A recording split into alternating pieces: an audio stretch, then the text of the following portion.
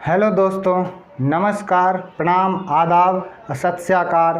KBC exam study में आप सबका स्वागत है। आज हम आपके लिए लेकर आए हैं दक्षिण अमेरिका महाद्वीप।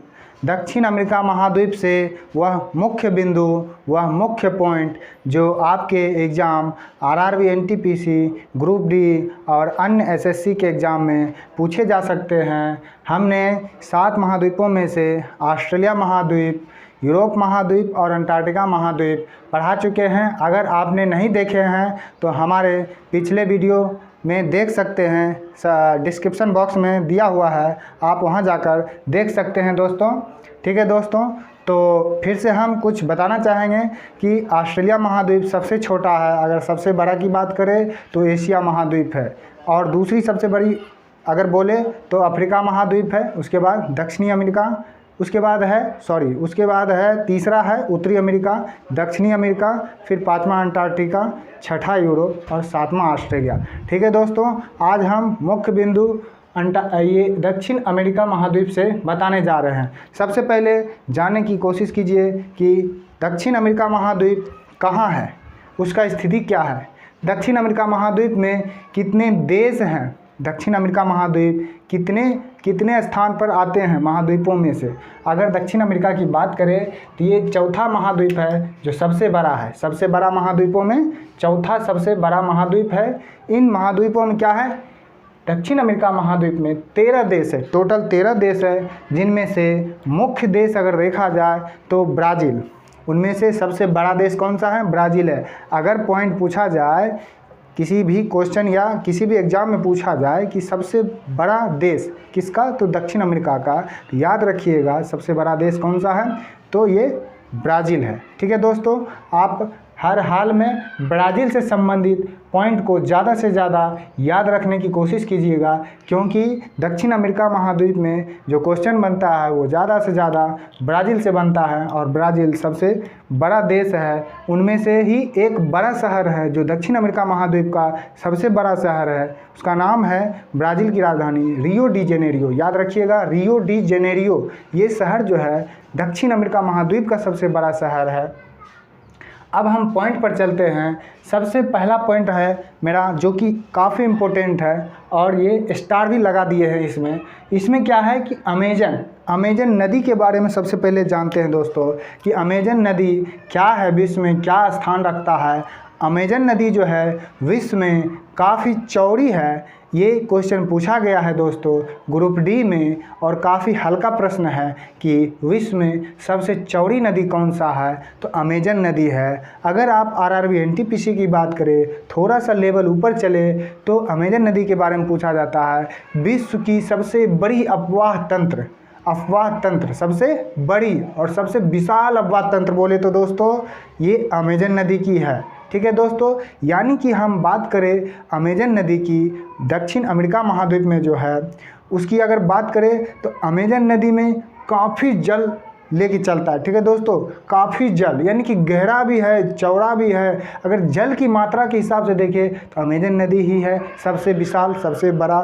ठीक है दोस्तों, अगर बात करें अमेजन नदी दक्षिण अमेरिका में उसके बेसिन की बात करें तो यहाँ हम लिख चुके हैं। अगर अमेजन नदी कहाँ गिरती है दोस्तों, तो अमेजन नदी गिरती है अटलांटिक महासागर में। ठीक है दोस्तों, अमेजन नदी कहाँ गिरती है, अटलांटिक महासागर में। पूछ दे तो अमेजन नदी का मुहाना तो अटलांटिक महासागर। उसके बाद हम पहले पॉइंट पर चलते हैं। अगर इससे पहले कुछ और भी पॉइंट है यहाँ पर, ये जो लिखा हुआ है ओरिनिको, रियो नदी, डी नदी, मदिरा नदी, उरुग्वे नदी, सूल नदी, पराना नदी, पराग्वे नदी। ठीक है दोस्तों, ये सारे नदी ऐसे छोटे छोटे नदी है जो अमेजन की सहायक नदी है, इसीलिए इसको अंडरलाइन में क्या किए हैं, अंडरलाइन में अमेजन नदी के पास लिख चुके हैं। आप इसको नोट कर सकते हैं। इन सहायक नदियों में सबसे इम्पोर्टेंट बात करें तो पराना और पराग्वे नदी जो है काफ़ी इम्पोर्टेंट है, और ब्राज़ील में बहने वाली रियो नदी और डी नदी भी इम्पोर्टेंट है। डी नदी इसलिए इम्पोर्टेंट है दोस्तों कि पूछा जाता है विश्व में सबसे छोटी नदी की बात करें तो डी नदी, आपको पता होगा कि विश्व में सबसे लंबी नदी नील नदी है जो अफ्रीका में बहता है, लेकिन हम अभी दक्षिण अमेरिका महाद्वीप की बात कर रहे हैं। तो डी नदी के बारे में जानने की कोशिश करते हैं कि सबसे छोटी नदी कौन सी होगा विश्व में, तो डी नदी होगा। और प्राणा और पराग्वे नदी याद रखिएगा किसकी सहायक नदी है, तो अमेजन की सहायक नदी है। ओरिनिको रियो भी अमेजन की सहायक नदी है। सभी नदियाँ छोटी छोटी नदियाँ हैं जो अमेजन की सहायक नदी है। पहले पॉइंट पर चलते हैं दोस्तों। 1 नंबर में है भूमध्य रेखा पर स्थित देश है। ये इसका अवस्थिति अगर देखें दक्षिण अमेरिका महाद्वीप कहाँ पर है, तो भूमध्य रेखा पर स्थित। अगर भूमध्य रेखा पर स्थित देश है तो आपको बताना थोड़ा सा कन्फ्यूजन हो जाएगा कि यह महाद्वीप दक्षिण अमेरिका महाद्वीप किस गोलार्ध में पड़ता है। क्या आप बता सकते हैं किस गोलार्ध में पड़ता है? अगर गोलार्ध की जानकारी आपको है तो विषुवत रेखा यानी भूमध्य रेखा के ऊपर उत्तरी गोलार्ध होता है और नीचे दक्षिणी गोलार्ध होता है। और हमने आपको बता चुके हैं कि भूमध्य रेखा पर स्थित ये देश है, ठीक है, ये महाद्वीप महाद्वीप है। भूमध्य रेखा पर स्थित महाद्वीप दक्षिण अमेरिकी है, ठीक है। और भूमध्य रेखा पर स्थित खास भूमध्य रेखा पर जो देश स्थित है उसको जानना सबसे ज़्यादा इम्पोर्टेंट है कि भूमध्य रेखा पर स्थित महाद्वीप में कौन सा देश मुख्य भूमध्य रेखा पर ही आता है। तो कोलंबिया है, ब्राज़ील है और इक्वाडोर है। इनमें सबसे ज़्यादा इम्पोर्टेंट ब्राज़ील है। अगर पूछ दे कि दक्षिण अमेरिका महाद्वीप में कौन सा देश इनमें से विषुवत रेखा पर आता है तो ब्राज़ील याद रखिएगा दोस्तों। और कोलंबिया और इक्वाडोर रिलेटेड क्वेश्चन है, इसको भी याद रखने की कोशिश कीजिएगा दोस्तों।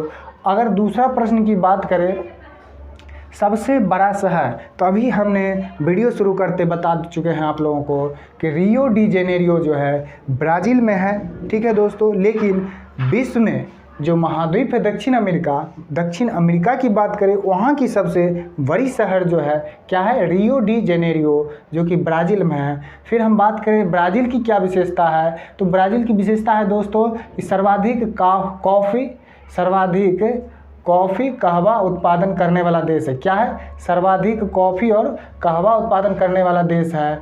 यानी कि इसको बोल सकते हैं हम कहवा पात्र। क्या कह सकते हैं, जहाँ पर सबसे ज़्यादा कहवा हो यानी कॉफ़ी हो तो उसको हम बोल सकते हैं कहवा पात्र। सिंपल सी बात है, इसको ज़्यादा समझने की आवश्यकता ही नहीं है, बस याद रखना है दोस्तों।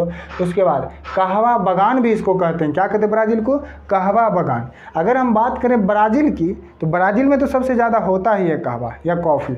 लेकिन दूसरे नंबर पर अर्जेंटीना आता है। अर्जेंटीना देश जो है ये भी है दक्षिण अमेरिकी महाद्वीप का ही है। उसके बाद हम बात करते हैं साओ पोलो क्या है, तो ब्राज़ील में कहवा की मंडी है।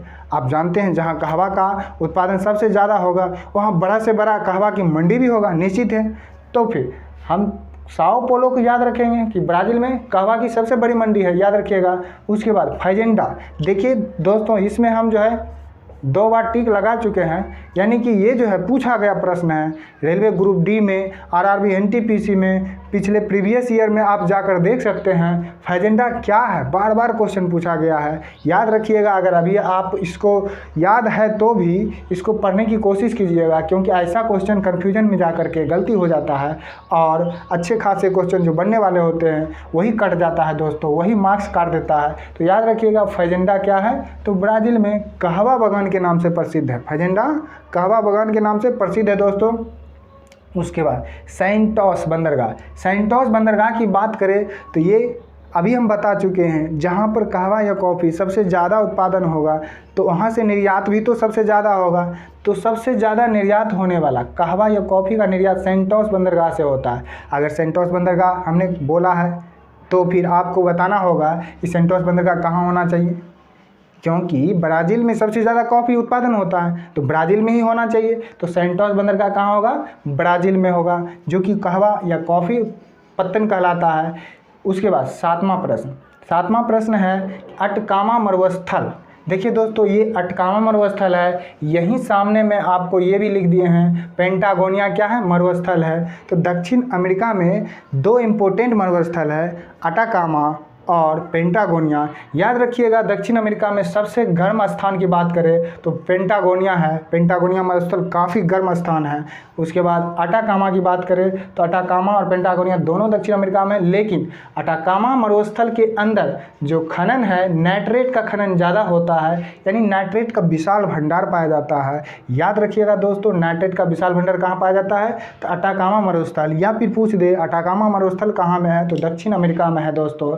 उसके बाद एंटिफगास्टा बंदरगाह। एंटिफगास्टा बंदरगाह याद रखिएगा, सबसे पहले अगर बात करें सेंटोस बंदरगाह कहाँ था तो ब्राज़ील में, तो एंटिफगास्टा बंदरगाह कहाँ है तो चिली में दोस्तों। कहाँ है? चिली में। इसकी विशेषता की बात करें तो क्यों एंटिफगास्टा बंदरगाह पढ़ना है तो विश्व का तांबा पत्तन के लिए जाना जाता है दोस्तों। वो क्या था? कहवा या कॉफ़ी पत्तन। कौन सा? तो ये सेंटोस बंदरगाह। उसके बाद एंटिफगास्टा की बात करें तो चिली में है और तांबा पत्तन के लिए जाना जाता है। उसके बाद कहते हैं 9वां प्रश्न है चुक्की माटा। चुक्की माटा स्थान का नाम है, ठीक है दोस्तों। ये तांबा का खनन क्षेत्र है। अगर चुक्की माटा तांबा खनन की बात करें तो ये एंडीज पर्वतमाला में पाया जाता है। आगे हम बताएंगे एंडीज पर्वतमाला क्या है और उसमें क्या विशेषता है, उससे संबंधित क्या पढ़ना है हमको। तो चुक्की माटा की बात करें तो एंडीज पर्वतमाला में चुक्की माटा आता है। और एंडीज या तो पूछ सकता है कि चुक्की माटा किस लिए विख्यात है दोस्तों, किस लिए जाना जाता है तो चुक्की माटा तांबा खनन क्षेत्र के लिए जाना जाता है। कहाँ में है चुक्की माटा तो चिली में है दोस्तों, याद रखिएगा। या फिर पूछ दे किस पर्वतमाला में है तो याद रखिएगा एंडीज पर्वतमाला में आता है चुक्की माटा, ठीक है। उसके बाद 10वां पॉइंट देखिए आपका कि एंडीज पर्वतमाला है, ठीक है दोस्तों। एंडीज हमने शॉर्ट में लिखा है, ठीक है। और पर्वतमाला जो है एंडीज पर्वतमाला के नाम से जाना जाता है। अगर विश्व की सबसे लंबी पर्वतमाला की बात करें तो एंडीज पर्वतमाला जो है दक्षिण अमेरिका में अवस्थित है और विश्व की सबसे लंबी पर्वतमाला है, ठीक है दोस्तों। यहाँ दक्षिण अमेरिका में स्थित है, लेकिन दक्षिण अमेरिका का ही नहीं बल्कि विश्व की सबसे लंबी पर्वतमाला, ठीक है दोस्तों। उसके बाद दूसरी जो है विश्व की दूसरी में हिमालय आता है, ठीक है दोस्तों। एंडीज जो है विश्व की सबसे लंबी पर्वतमाला है। उसके बाद विश्व की सबसे लंबी पर्वतमाला में से उनमें से पर्वतमाला का मतलब होता है कि पर्वतों का वहाँ पर लाइन लगा हुआ है, ठीक है। उन पर्वतों में से जो सबसे बड़ा पर्वत है उसका नाम आपको ज़्यादा याद रखने की ज़रूरत है। तो एकांकागुआ, याद रखिएगा दोस्तों एकांकागुआ। इसको फिर से बोलने की कोशिश कीजिए, एकांकागुआ। एकांकागुआ पर्वत जो है एंडीज पर्वतमाला की सर्वोच्च शिखर है। क्या है? एंडीज पर्वतमाला की सर्वोच्च शिखर है। उसके बाद इस शब्द को आप बढ़िया से रट लीजिए दोस्तों। क्या है ये? सेल्वास। सेल्वास को बढ़िया से रट लीजिएगा। ये फैजेंडा शब्द और सेल्वास शब्द को रट लीजिएगा। ये पूछा गया प्रश्न है, क्योंकि प्रीवियस में पूछा गया प्रश्न हो सकता है, आ सकता है और उससे रिलेटेड तो आएगा ही आएगा, ठीक है दोस्तों। तो सेल्वास क्या है? तो अमेजन नदी के बेसिन में पाए जाने वाले वर्षावन, ठीक है दोस्तों, पाए जाने वाले वर्षावन। अब आपको कुछ थोड़ा सा हट के बताने जा रहे हैं, उसके बाद इसके बारे में हम समझते हैं, ठीक है दोस्तों। दक्षिण अमेरिका जो हम बताए हैं वो विषुवत रेखा पर स्थित है और विषुवत रेखा में ब्राज़ील देश जो है वो मेन इम्पोर्टेंट देश है वहाँ पर। इसलिए हम ब्राज़ील देश की बात कर रहे हैं क्योंकि ब्राज़ील जो है विषुवत रेखा के एकदम मेन पॉइंट पर है, ठीक है दोस्तों। और जो विषुवत रेखा पर देश हो या क्षेत्र हो वहाँ काफ़ी वर्षा होती है। इसका कारण ये है कि विषुवत रेखा और भूमध्य रेखा पर जो है काफ़ी तापमान होता है और तापमान काफ़ी होने के चलते यहाँ पर बारिश ज़्यादा होता है, वर्षा ज़्यादा होता है। इसकी वजह से वहाँ पेड़ पौधे और जानवर काफ़ी विकसित होते हैं और अन्य की तुलना में, अन्य देशों की तुलना में वहाँ काफ़ी मात्रा में अलग अलग प्रकार के काफ़ी प्रकार अगर बोले तो वहाँ पर ज़्यादा प्रकार पाए जाते हैं, पौधे पेड़ और जानवरों का प्रकार, ठीक है। उसके बाद देखिए अगर अब आते हैं हम अपने पॉइंट पर सेल्वास। सेल्वास जो है अमेजन नदी के किनारे किनारे बसे हुए जो वन हैं, बेसिन में हैं, वो विषुवतीय वर्षा वाले वन कहलाते हैं और इसको हम सेल्वास कहते हैं। ऐसे शब्द को याद रखिएगा। उसके बाद हम आते हैं अगले पॉइंट पर, 12 नंबर पॉइंट जो है लानोज। ये लानोज क्या है? लानोज क्या है? इन शब्द को याद रखिएगा। लानोज जो है वेनेजुएला और कोलंबिया, वेनेजुएला और कोलंबिया का उष्णकटिबंधीय घास का मैदान है दोस्तों। क्या है? उष्णकटिबंधीय घास का मैदान है लानोज। अभी हम आपको 2-3 ऐसे उष्णकटिबंधीय घास के मैदान बताने जा रहे हैं। उष्ण क्यों होता है? क्योंकि ये विषुवत रेखा पर है, ये महाद्वीप ही विषुवत रेखा पर है और कुछ देश जो है मुख्य रूप से उसी बिंदु पर है, विषुवत रेखा के ही लाइन पर है। तो आपको हम बता रहे हैं कुछ ऐसे देश जिनके घास के स्थान को हम क्या कहते हैं, उसको याद रखने की कोशिश कीजिएगा। लानोज, वेनेजुएला और कोलंबिया के उष्ण घास मैदान को कहते हैं। यहाँ पर 2 घास का मैदान कह सकते हैं, ठीक है। यहाँ दक्षिण अमेरिका में तो उष्ण है, लेकिन कहीं और शीतोष्ण घास का मैदान होता है। याद रखिएगा, यहाँ जो भी होगा उष्ण ही होगा। तो लानोज, वेनेजुएला, कोलंबिया का उष्ण घास कटिबंधीय घास का मैदान है। और यहाँ पर हमने इस एक बॉक्स में लिख चुके हैं कि कैंपास और पंपास ये दोनों भी घास का क्या है, स्थल है, घास का मैदान है, जो कि कैंपास ब्राज़ील का उष्ण घास मैदान है। ठीक है दोस्तों, कैंपास कहाँ का है? ब्राज़ील का उष्ण कटिबंधीय घास मैदान है, जबकि पंपास अर्जेंटीना का उष्ण कटिबंधीय घास मैदान है। इस दोनों को इम्पोर्टेंट है, काफ़ी इम्पोर्टेंट है दोस्तों, कैंपास और पंपास, ये दोनों पॉइंट याद रखिएगा। आप अपने कॉपी में नोट कर सकते हैं कि कैंपास ब्राज़ील का उष्ण कटिबंधीय घास मैदान है और पंपास अर्जेंटीना का उष्ण कटिबंधीय घास मैदान है। ठीक है दोस्तों, उसके बाद आते हैं अगले पॉइंट पर। 13 नंबर पॉइंट जो है कोटोपैक्सी पूछा जाता है कहाँ पर है, क्या है? तो कोटोपैक्सी जो है बहुत बड़ी ज्वालामुखी है। ठीक है दोस्तों, सबसे बड़ी ज्वालामुखी की बात करें तो कोटोपैक्सी है विश्व में। उसके बाद अगर बात करें तो इक्वाडोर में है। किस देश में है? इक्वाडोर में है। अगर पूछ दे किस महाद्वीप में सबसे ऊंची कोटोपैक्सी ज्वालामुखी है, तो याद रखिएगा दक्षिण अमेरिका महाद्वीप में। किस देश में पूछ दे तो कोटोपैक्सी इक्वाडोर में है। उसके बाद विश्व का सर्वाधिक ये क्या है? ऊंचा ज्वालामुखी है। क्या है? ऊंचा ज्वालामुखी है। अगर इसी में पूछ दे, ज्वालामुखी 3 प्रकार का होता है। ठीक है दोस्तों, एक सक्रिय होता है और एक प्रदीप्त होता है और एक सुषुप्त होता है। ठीक है, दूसरा सुषुप्त होता है और तीसरा जो होता है शांत ज्वालामुखी होता है। ठीक है दोस्तों, तो ये जो है याद रखिएगा, कोटोपैक्सी सबसे ऊंचा ज्वालामुखी, ये सक्रिय ज्वालामुखी है, ये हमेशा धधकता रहता है। ठीक है दोस्तों, उसके बाद एंजील जलप्रपात किस लिए फेमस क्वेश्चन बनाता है? क्योंकि एंजील जलप्रपात जो है विश्व का सबसे ऊंचा जलप्रपात। अब आप देख रहे होंगे कि सबसे ऊंचा विश्व में जो है ये सारे क्यों आता है दक्षिण अमेरिका में?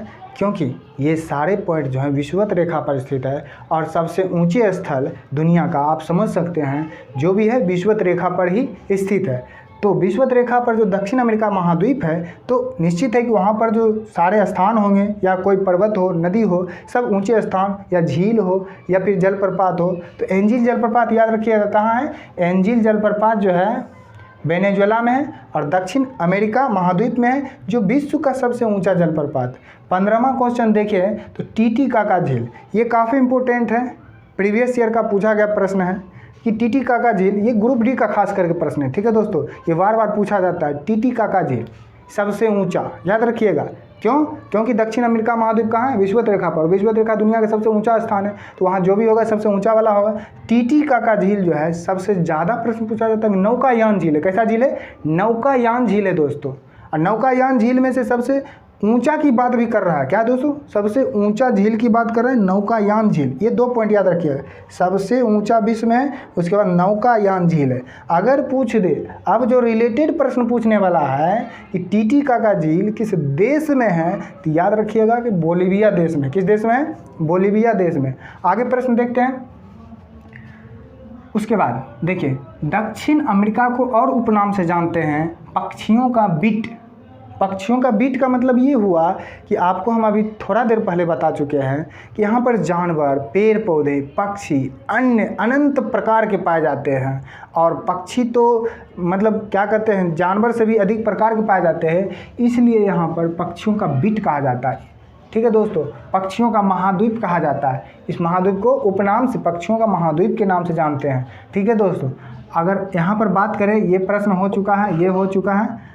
अब कैंपास और पंपास भी हो चुका है। अब देखते हैं लास्ट प्रश्न है कि पनामा नहर क्या है?